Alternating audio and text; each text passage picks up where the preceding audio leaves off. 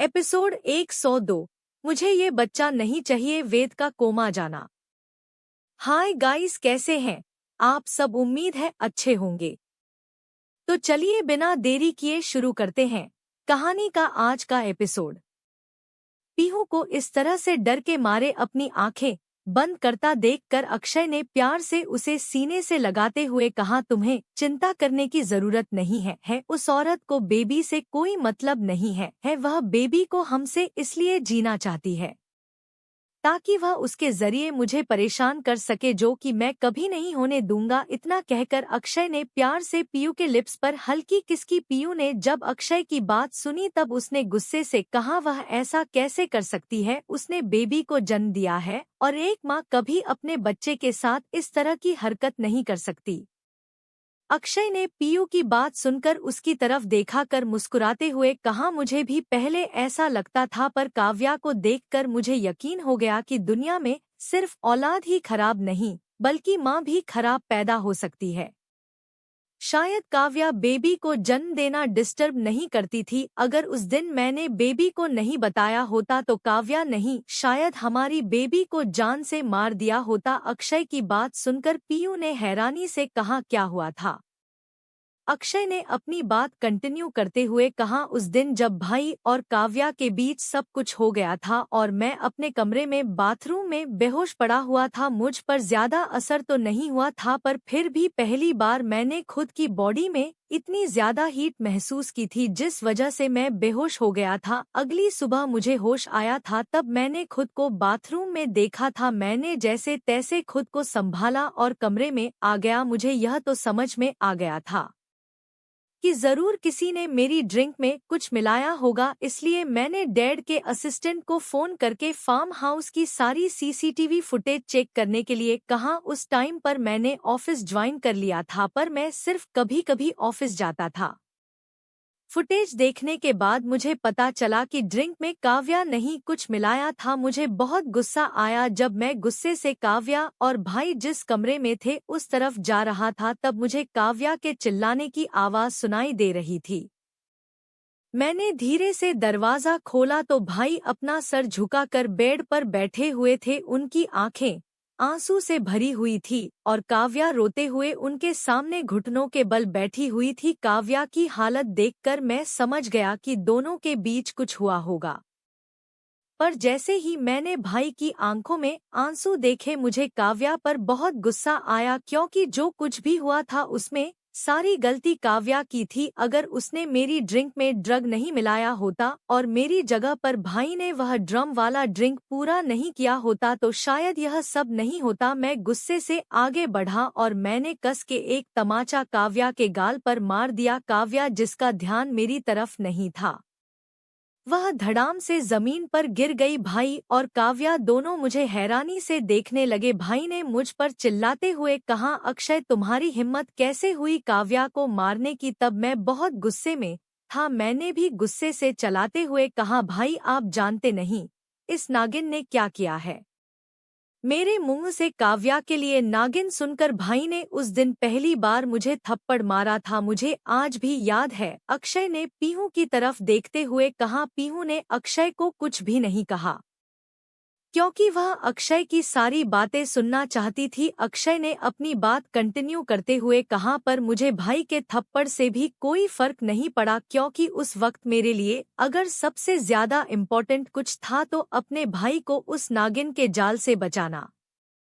मैंने भी गुस्से से चिल्लाते हुए कहा, भाई जो कुछ भी हुआ उसमें आपकी कोई गलती नहीं है, आपको गिल्टी फील करने की जरूरत नहीं है।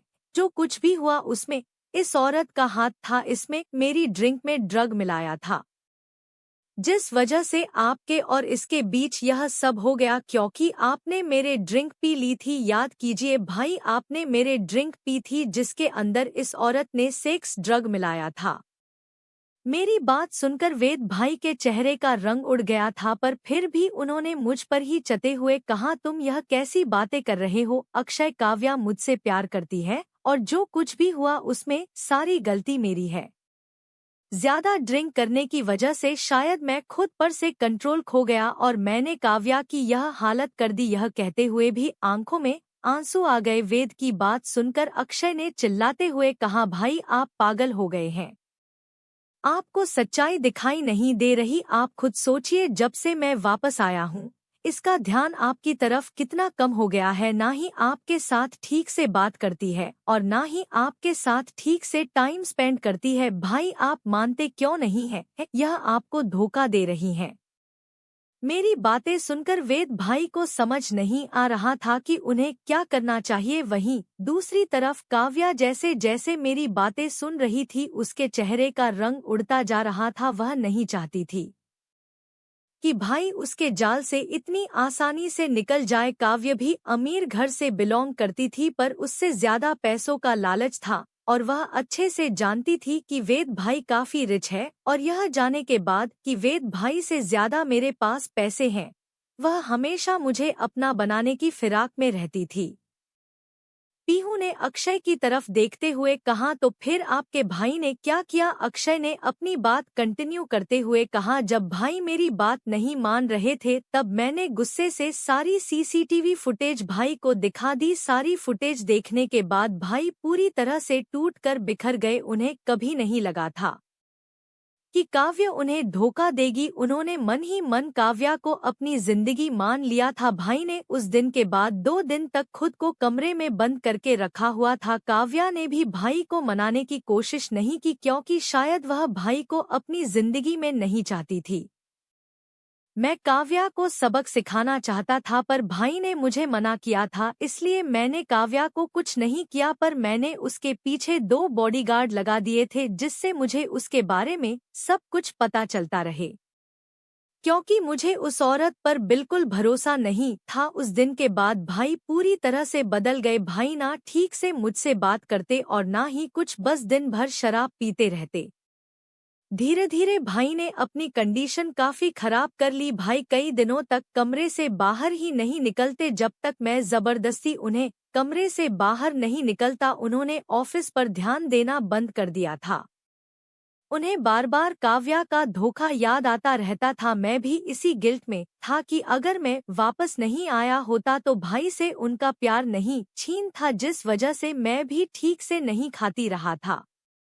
इसी तरह से 1 महीना निकल गया। 1 महीने में भाई ने अपनी तबीयत काफी हद तक खराब कर ली थी, क्योंकि वह रात भर जागते रहते थे। काव्य और अपनी पुरानी तस्वीर देखते हुए भाई की यह कंडीशन देखकर मुझे काव्य को जान से करने का दिल करता था, पर मैं चाह कर भी अपने भाई से किया हुआ प्रॉमिस नहीं तोड़ सकता था। भाई ने मुझसे वादा मांगा था कि मैं काव्य को जान से नहीं मरूंगा, क्योंकि भाई मेरे गुस्से के बारे में जानते थे।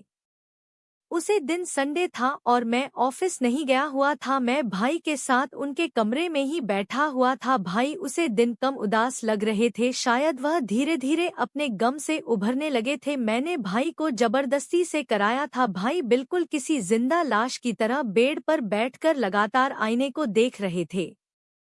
मैं भी भाई को हंसाने की कोशिश कर रहा था, पर वह बिल्कुल भी मेरी बातों पर ध्यान नहीं दे रहे थे। तभी मेरा मोबाइल बज और गलती से मेरा हाथ स्पीकर बटन पर लग गया। उस दिन शायद भगवान की मर्जी थी या फिर कुछ और, मेरा हाथ स्पीकर पर लगने के कारण मेरे भाई को जिंदगी जीने की दूसरी आंख मिल गई, क्योंकि दूसरी तरफ वही बॉडीगार्ड थे जिन्हें मैंने काव्या के पीछे लगाया था। उनमें से एक ने फोन किया था। इससे पहले कि मैं कुछ कहता, उधर से बॉडीगार्ड ने कहा था, सर हमें आपको कुछ इम्पोर्टेंट न्यूज़ देनी है। इससे पहले कि मैं उसे जवाब देता, बॉडीगार्ड ने जल्दी से कहा, सर काव्या आहूजा प्रेग्नेंट है। हमने उनका पीछा किया था, आज ही वह हॉस्पिटल आई थी और डॉक्टर ने चेक करके बताया कि वह 1 मंथ प्रेग्नेंट है। बॉडीगार्ड की बात सुनकर जितना शॉक में हुआ था, उससे ज्यादा शॉक भाई हुए थे, पर साथ में उनकी आंखों में जीने की नई उम्मीद नजर आ रही थी। जब मैंने अपने भाई की तरफ देखा तब मुझे समझ में आ गया कि मेरा भाई क्या चाहता है। उस दिन मैंने अपने बॉडीगार्ड से कहकर काव्या को जबरदस्ती अपने प्राइवेट विला पर लाने को कहा। पीहू ने अक्षय की तरफ देखते हुए कहा, तो फिर काव्या ने बेबी को गिराने की बात की थी। अब सैनी अपनी बात कंटिन्यू करते हुए कहा, सिर्फ उतना ही नहीं, बहुत कुछ किया था। उस औरत ने मेरे भाई को पल पल तड़प आया है, उसने जिसका बदला मैं आज तक नहीं ले पाया क्योंकि भाई ने मुझसे वादा किया था कि मैं उससे तकलीफ ना पहुंचाऊं। अक्षय ने पीयू की तरफ देखते हुए कहा, उस दिन जब वह मेरे प्राइवेट विला में मौजूद थी तब उसने मुझसे चिल्लाते हुए कहा था कि वह किसी भी कीमत पर एक बच्चे को जन्म नहीं देगी। पहला कारण यह था कि अब उसे भाई से कोई मतलब नहीं था और उसे मैं चाहिए था, और दूसरा कारण यह था कि उसे अपना नाम बॉलीवुड में बनाना था। उस टाइम पर वह काफी फेमस हो चुकी थी और उसे अपना कैरियर बर्बाद नहीं करना था। इसलिए मुझे और भाई को देखते ही काव्या ने साफ साफ कह दिया था कि उसे किसी भी कीमत पर यह बच्चा नहीं चाहिए। उस टाइम पर मैंने काव्या पर बहुत गुस्सा किया था, उसे काफी बुरा भला भी कहा था, पर काव्या ने भी कोई कसर नहीं छोड़ी थी मेरी और भाई की बेइज्जती करने में। उसने भाई से यह तक कह दिया था कि सिर्फ और सिर्फ पैसों के लिए वह भाई के साथ थी और उसने सिर्फ भाई का यूज किया है, उसे भाई से कभी सच्चा प्यार नहीं था। उस दिन मेरे भाई का दिल बुरी तरह से टूट गया था, उन्हें यकीन नहीं हो रहा था कि यह वही काव्य है जो उनके साथ प्यार की कस्में वादे निभाने के दावे करती थी। पर शायद भाई को अपने बच्चे को किसी भी हालत में दुनिया में लाना था, इसलिए भाई ने सिर्फ मेरी तरफ देखकर एक शब्द में मुझसे कहा था, मुझे मेरा बच्चा चाहिए। इतना कहकर भाई उस कमरे से बाहर निकल गए थे। उन्हें शायद मुझ पर पूरा भरोसा था। भाई के जाने के बाद मैंने काव्या की तरफ देखा कर गुस्से से कहा था कि मुझे किसी भी हालत में अपने भाई की बात माननी है और तुम्हें भी, इसलिए तुम्हें इस बच्चे को पैदा करना ही होगा। इस बच्चे को हमें देकर तुम्हें जो करना है तुम कर सकती हो, हमेशा हमेशा के लिए हमारी जिंदगी से जा सकती हो। मैंने कहा, वैसे सीधा कहा था, पर बदले में काव्या ने मेरे सामने शर्त रखी थी कि अगर हमें बच्चा चाहिए और बच्चे की सलामती तो मुझे काव्या के साथ शादी करनी होगी, पर मैं किसी भी कीमत पर काव्य के साथ शादी नहीं करनी थी। काव्या ने भी मुझे धमकी दी थी, इसलिए मैंने काव्या को अपने घर में जबरदस्ती कैद कर लिया था। उस वक्त भाई ने भी मुझे नहीं रोका था, उन्होंने बस मुझे यह कहा था कि मुझे काव्या को टॉर्चर नहीं करना है। भाई काव्या से उन दिनों कभी नहीं मिलते थे, पर वह अपने बच्चे को लेकर काफी प्लानिंग कर चुके थे। मेरा भाई फिर से जीने लगा था, उसने शराब छोड़ दी थी क्योंकि उसे अपने आने वाले बच्चे की चिंता थी। मैं इसी बात से खुश था कि आने वाले बच्चे के कारण ही सही मेरा भाई काव्या की बुरी यादों को भूलने की कोशिश कर रहा है। उसे टाइम पर मैं मल्होत्रा मेंशन से अलग भाई और काव्य के साथ रहता था। हमने काव्य को घर से बाहर निकालने के लिए मना कर दिया था। काव्य काफी बार बच्चों को चोट पहुंचाने की कोशिश करती थी, इसलिए हमने उसके आसपास कर लेडी बॉडीगार्ड लगा दी थी जो 24 घंटे उसके साथ रहती थी। काव्य काफी चिड़चिड़ी हो गई थी और शायद धीरे धीरे डिप्रेशन में भी जाने लगी थी, जिस वजह से डॉक्टर ने हमें कहा था कि हमें उसे उसकी मर्जी की चीज करनी थी चाहिए, वरना बच्चे के लिए भी खतरा हो सकता है। भाई ने मुझे कहा था कि वह खुद का वैसे बात करेंगे। उस वक्त काव्या को 3 महीने कंप्लीट हो चुके थे। भाई ने 2 महीने तक काव्या का चेहरा भी नहीं देखा था क्योंकि मैंने काव्या को भाई के सामने नहीं आने दिया था। उस दिन जब भाई काव्या से बात करने गए तब काव्या भाई के गले लगकर फूट फूट कर रोने लगी थी। उसने भाई के सामने रोते हुए कहा था कि जो कुछ भी उससे हुआ वह गलती थी, पर अब वह फिर से भाई को अपनी लाइफ में चाहती है। उस दिन भाई भी शायद फिर से काव्या को अपनी जिंदगी में वापस लौटता देखकर खुद को कंट्रोल नहीं कर पा रहे थे, इसलिए भाई को भी उसकी बातों पर यकीन हो गया और भाई को लगा कि अब काव्या उनके साथ अपनी हैप्पी फैमिली शुरू करना चाहते हैं। मुझे काव्या पर यकीन तो नहीं था, पर अपने भाई की खुशी के लिए मैंने फिर से एक बार काव्या पर यकीन करने की ठान ली क्योंकि मुझे लगता था कि बच्चे के लिए ही सही काव्या बदल जाएगी, पर यही सबसे बड़ी भूल थी मेरी। इतना कहकर अक्षय चुप हो गया। अक्षय को इस तरह से चुप होता देखती पीहू ने कहा, क्या हुआ आगे? अक्षय ने कहा, उस दिन के बाद भाई और काव्या दोनों एक दूसरे के साथ खुशी खुशी रहने लगे। मैं भी उनके साथ ही रहता था, पर काव्या मुझ पर बिल्कुल ध्यान नहीं देती थी। जिस वजह से मुझे यकीन होने लगा था कि काव्या सच में सुधर गई है, पर यह काव्या का बिछाया एक जाल था जिसने हम हंसते जा रहे थे, जिसका अंदाजा भी हमें नहीं था। अब इसी तरह से एक और महीना बीत गया। हमें काव्या पर पूरी तरह से यकीन हो गया था। भाई और काव्या को देखकर कोई नहीं कह सकता था कि उन दोनों के बीच में प्यार नहीं है। काव्या भाई के साथ दिन भर रहती थी, भाई भी उसका पूरा ध्यान रखते थे। काव्या हमारे सामने ऐसा दिखाती थी जैसे उसे अपने होने वाले बच्चे से बहुत प्यार है, जिस वजह से अब मैं भी टेंशन फ्री होने लगा था। इसलिए भाई ने काव्या को बाहर घूमने की इजाजत दे दी थी। इसी तरह से दिन बीत रहे थे। काव्या को 8 महीने पूरे हो चुके थे, पर इस सब के बीच एक बात बहुत अजीब हुई थी। वेद भाई काफी ज्यादा पतले हो रहे थे, उनकी तबीयत भी खराब रहने लगी थी। हमने डॉक्टर से कई बार उनका चेकअप कराया, पर हमें कुछ पता नहीं चल रहा था। भाई अपनी तकलीफ छुपाते थे क्योंकि उन्हें काव्या की और बेबी की टेंशन थी, और शायद वह मुझे भी अपनी तकलीफ नहीं बताना चाहते थे। पर एक दिन जब हम दोनों गार्डन में घूम रहे थे, तब अचानक से भाई के पेट में दर्द हुआ। मैं उस वक्त फोन पर बात कर रहा था। भाई साइड में चले गए और उल्टियां करने लगे। जब मैं उस तरफ गया तब मैंने देखा भाई खून की उल्टियां कर रहे हैं।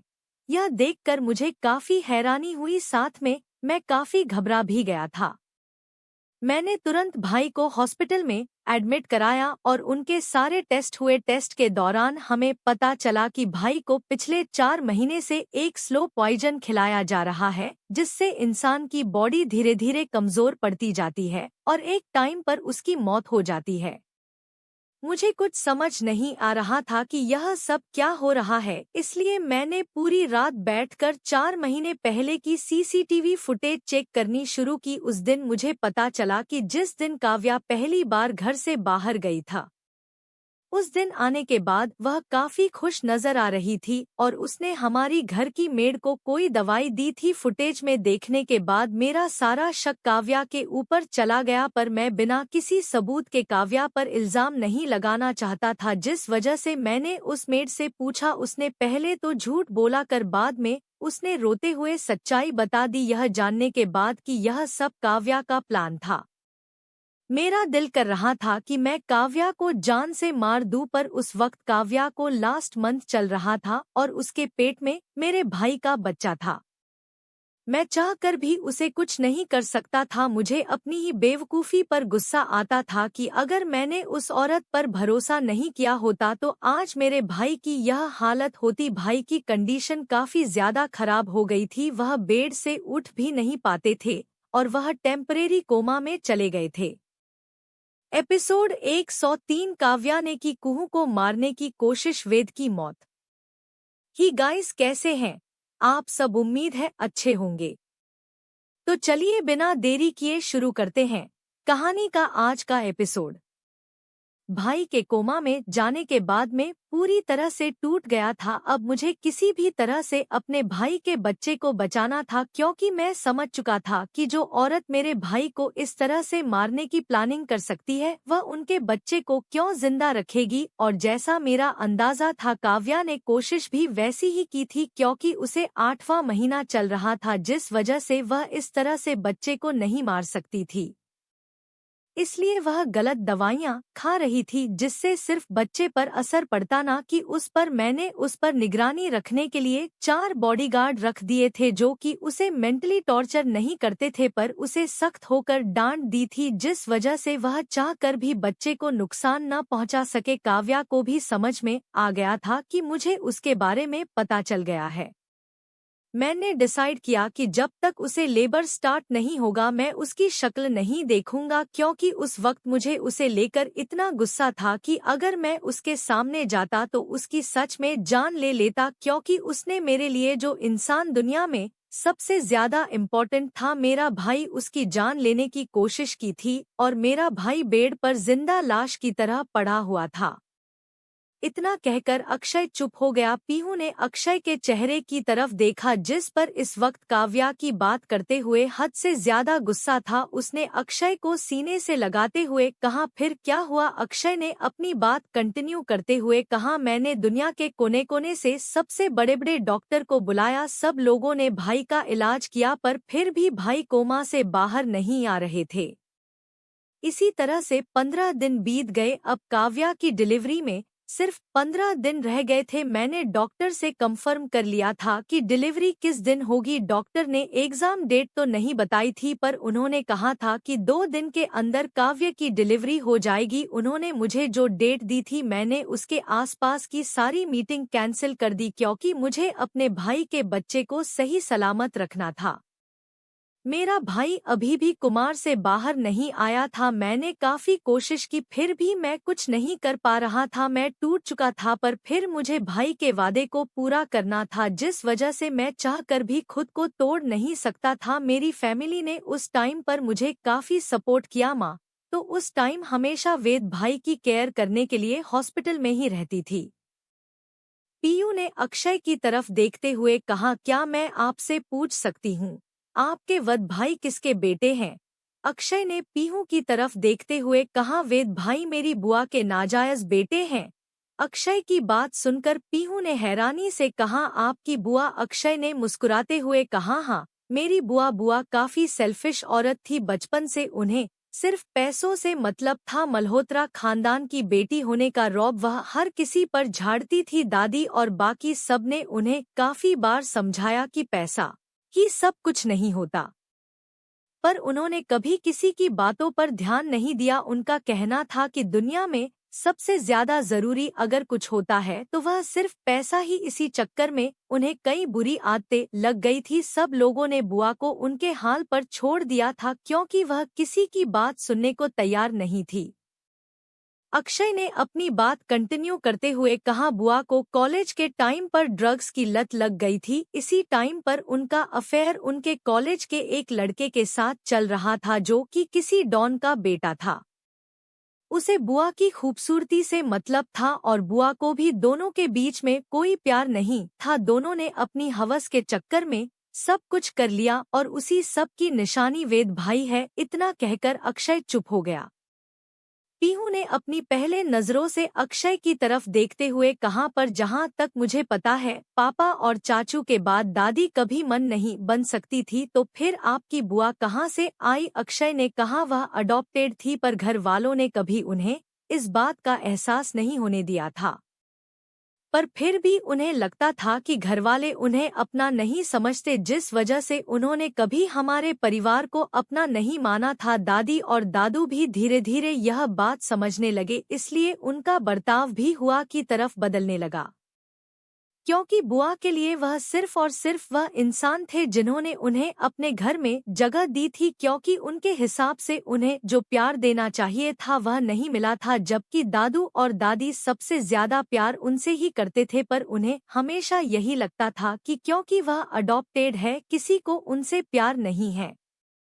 जब बुआ को पता चला था कि वह प्रेग्नेंट है तब वह अबॉर्शन कराना चाहती थी। यह खबर जब घर में पता चली तब दादा और दादी को काफी ज्यादा दुख हुआ। उन्हें पछतावा हो रहा था कि उन्होंने बुआ को क्यों गोद में लिया और उन्होंने गुस्से में यह बात बुआ से कह भी दी थी।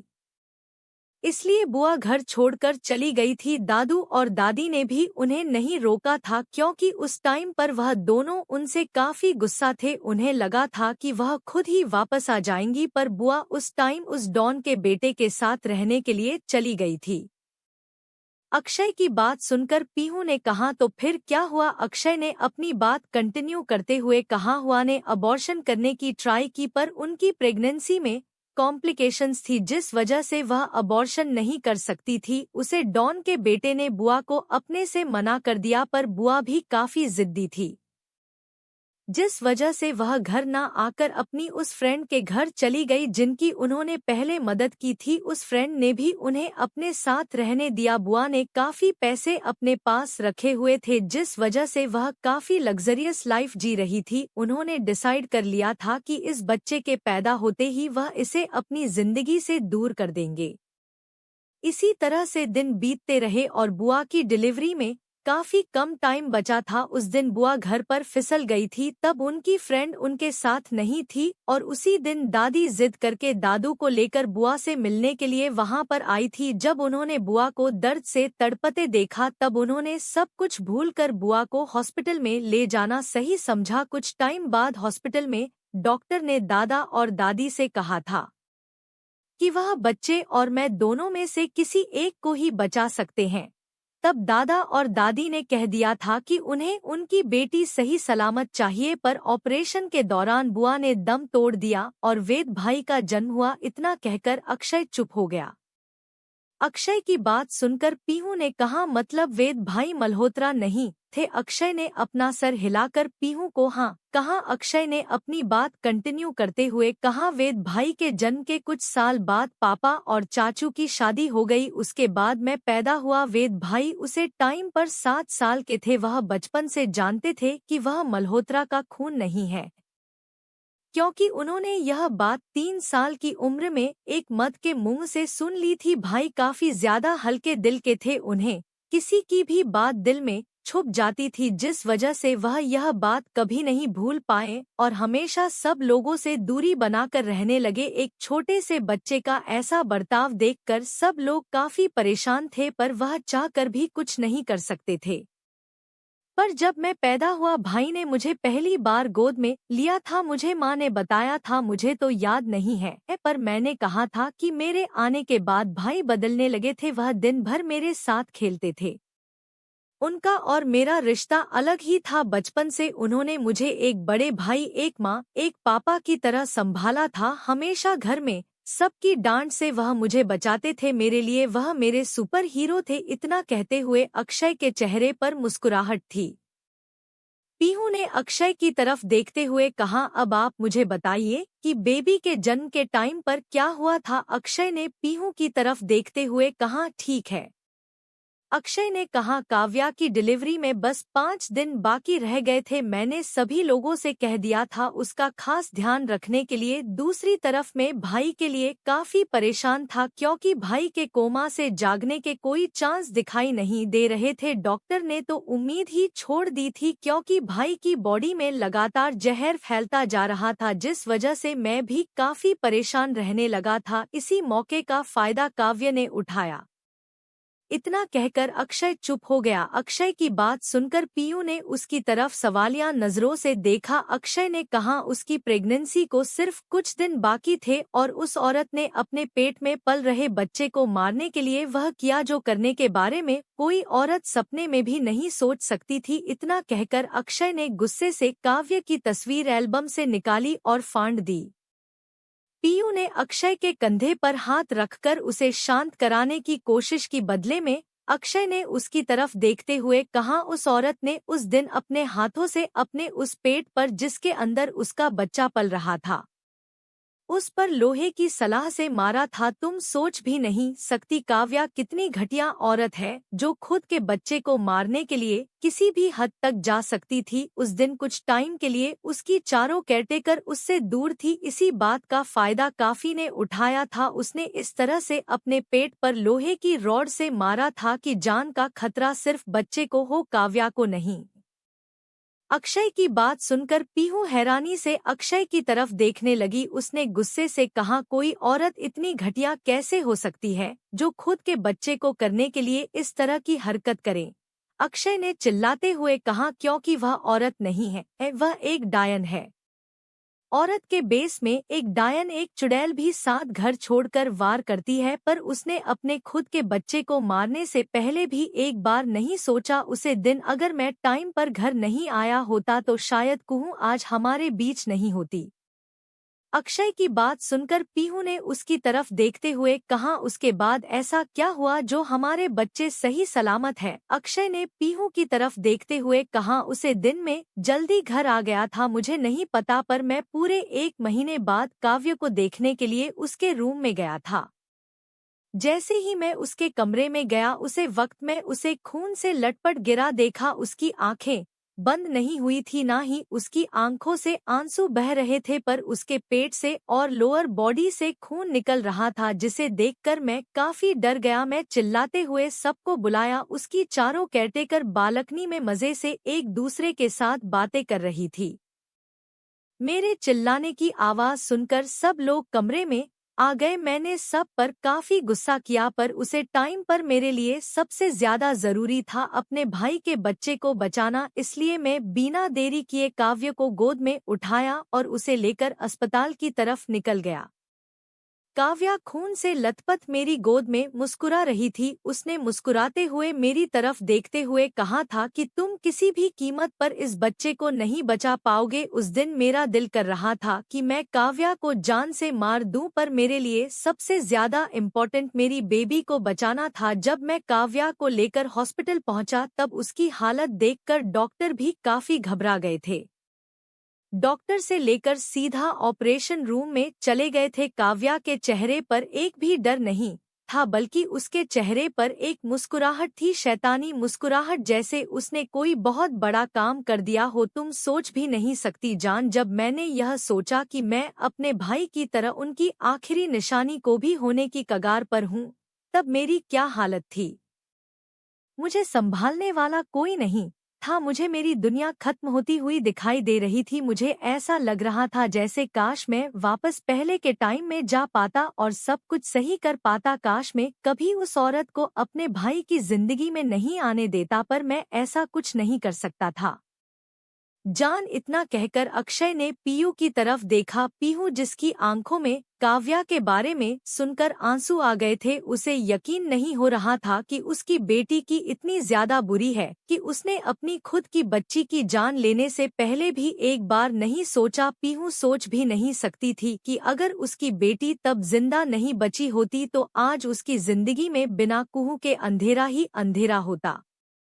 अक्षय ने अपनी बात कंटिन्यू करते हुए कहा, मैं ओटी के बाहर चक्कर काट रहा था। मुझे यही डर लग रहा था कि कहानी बच्चों को कुछ ना हो जाए, और मेरा डर शायद सच साबित होने वाला था, क्योंकि कुछ ही देर बाद डॉक्टर ने मेरे पास आकर कहा कि वह किसी भी कीमत पर बच्चे को नहीं बचा पाएंगे, क्योंकि पेट पर काफी जोर से रोड मारी गई थी, जिस वजह से बच्चे को काफी चोट लग गई थी। डॉक्टर ने तो यह भी कहा था कि शायद कुछ ही टाइम बाद बच्चों की सांस भी बंद हो जाएगी। यह सुनकर मैं पूरी तरह से टूट गया था। फिर भी मैं डॉक्टर की तरफ देखते हुए कहा था कि किसी भी कीमत पर बच्चा सही सलामत होना चाहिए। काफी देर में ऊटी के बाहर चक्कर काटता रहा। मेरे लिए एक एक सेकंड सदियों बराबर था, क्योंकि मैं इस कगार पर था जिसका घर पर मैं अपने भाई को खोने के वक्त था। भाई भी आज कोमा में थे और उनकी औलाद भी। पीहू ने अक्षय की तरफ देखते हुए कहा। फिर अक्षय ने मुस्कुराते हुए कहा, जब मैं चिंता से घूम रहा था तभी मुझे अचानक से छोटे से बच्चे की रोने की आवाज सुनाई दी। मेरा ध्यान गया तो यह आवाज ऑपरेशन थिएटर से आ रही थी। बच्चों के रोने की आवाज सुनकर मैं काफी खुश हो गया, पर जैसे ही मैं डॉक्टर से कुछ पूछना चाहा, ऑपरेशन थिएटर का दरवाजा खुला और डॉक्टर निराशा चेहरे के साथ बाहर निकले। डॉक्टर को इस तरह से निराश चेहरे के साथ बाहर निकलता देखकर मैं काफी घबरा गया था। मैंने डॉक्टर से पूछा कि क्या हुआ, तो डॉक्टर ने मुझे पहली बार बताया था कि बेटी हुई है। यह जानकर मैं काफी खुश हो गया था, पर डॉक्टर ने साथ में यह भी कहा था कि बच्ची की कंडीशन काफी क्रिटिकल है, उसे 2 दिन तक आईसीयू में रखना होगा।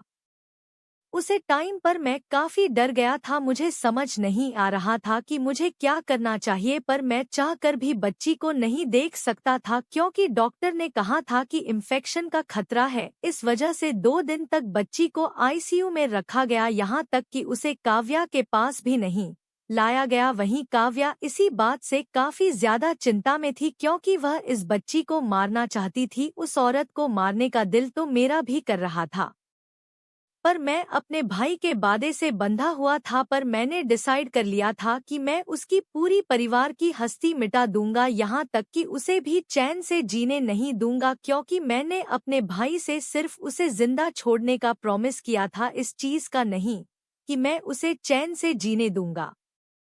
अक्षय ने अपनी बात कंटिन्यू करते हुए कहा, 2 दिन आईसीयू में रहने के बाद फाइनली डॉक्टर ने मुझे कहा था कि मैं बच्ची को देख सकता था। उसे दिन जब मैं कुहू को पहली बार देखने के लिए आईसीयू वार्ड में गया, तब छोटी सी कुहू को देखकर मेरी आंखों से लगातार आंसू बह रहे थे, क्योंकि मेरे सामने मेरे भाई का अंश थी।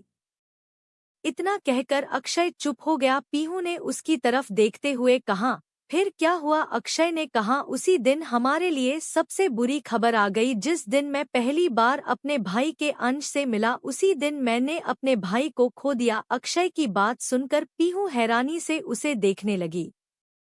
उसी दिन बच्चे को पूरे 2 महीने कंप्लीट हुए थे और मेरे भाई को जाकर भी 2 महीने से 2 दिन काम कंप्लीट द उसे दिन मैं बेबी को लेकर आहूजा मेंशन गया था, क्योंकि मैं उन लोगों के लिए कुछ सोच कर रखा हुआ था। उसे दिन काव्य का जन्मदिन था और वह सब कुछ भूल भाल कर मजे से शराब के नशे के साथ पार्टी एंजॉय कर रही थी। मेरे भाई की जान लेने वाली लड़की को इतना खुश देखकर मेरा दिमाग गुस्से से खराब हो गया और मैं पार्टी में ही शराब की बोतल उसके सर पर फोड़ दी, बिना यह सोचे कि उसे काव्य की जान भी जा सकती है।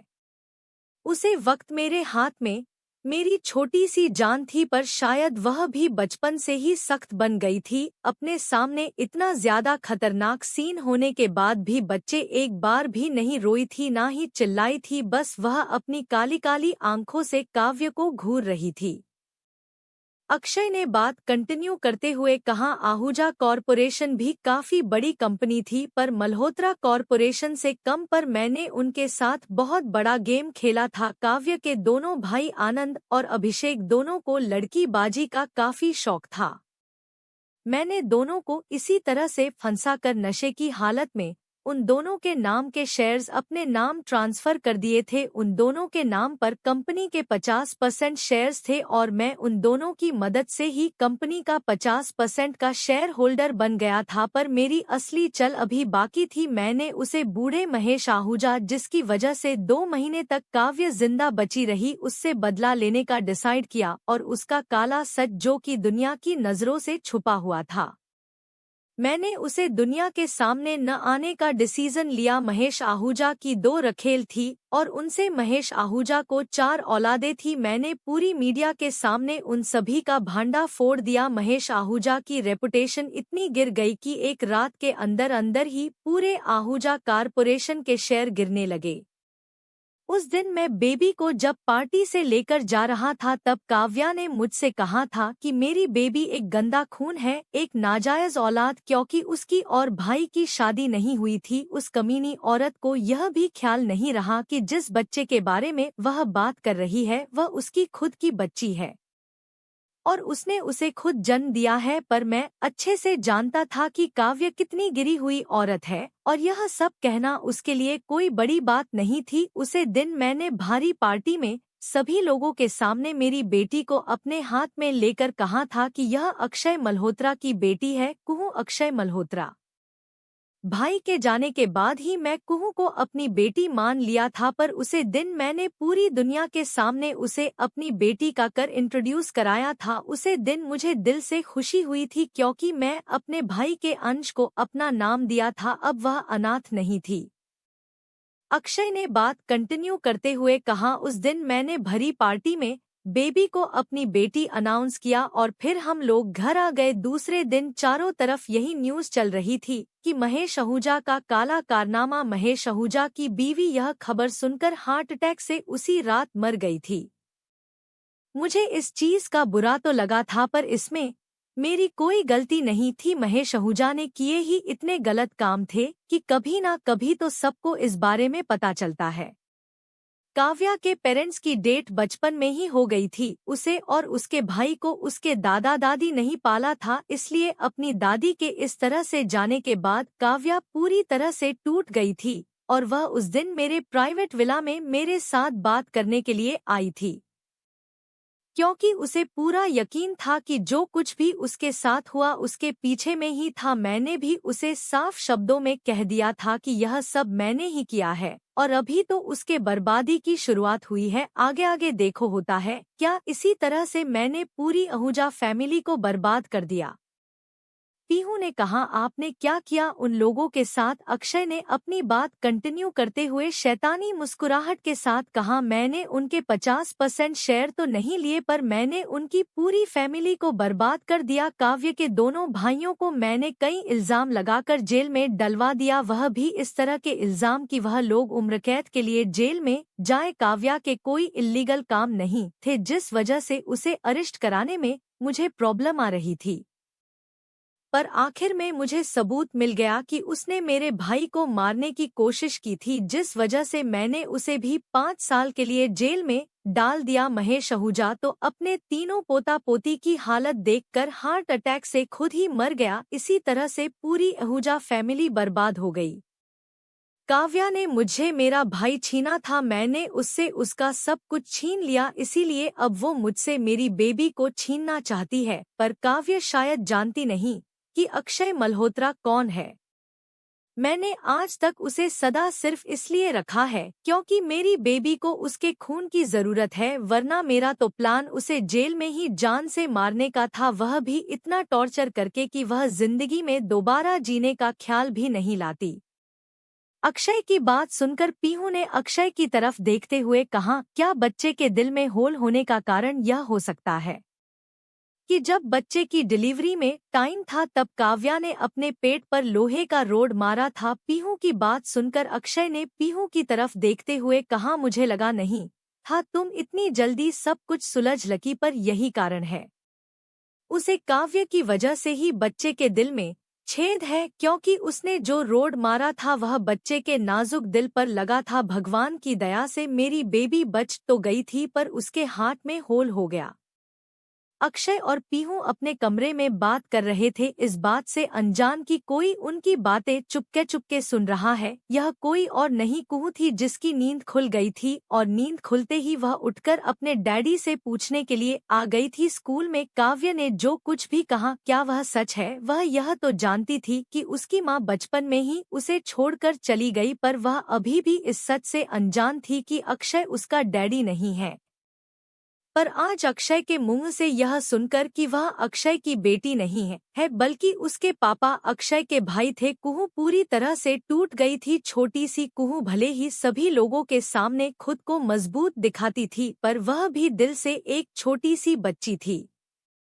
इस वक्त कुहू दरवाजे पर खड़ी होकर अक्षय और पीहू की बातें सुन रही थी। अक्षय और पीहू इस बात से पूरी तरह से अनजान थे कि कुहू उनकी बात सुन रही है।